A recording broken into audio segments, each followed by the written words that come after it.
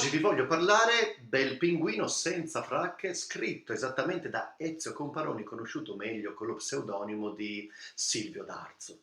Lo potete trovare nella sezione 6-12 anni della bibliografia dedicata alla Maratona di Lettura 2020. Protagonista del libro è Limpo, un pinguino triste perché è nato senza fracche. E proprio per questo Limpo decide di salutare la mamma e il papà e partire per un lungo viaggio per capire come mai proprio lui è nato senza fracche. Il viaggio è un viaggio avventuroso per le fredde terre del nord e in queste terre lui incontrerà tante persone, ma soprattutto incontrerà il pericolo, la violenza, il pianto, ma anche la solidarietà e la gioia. Un vero percorso di vita che diventa un percorso di crescita. Qualche parola di questo libro.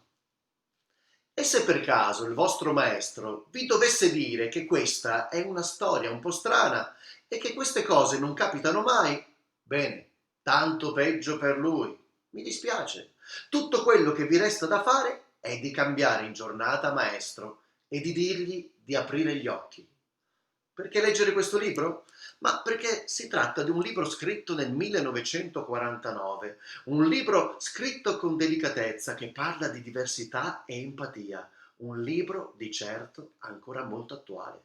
Buona lettura da parte di Carlo Corsini.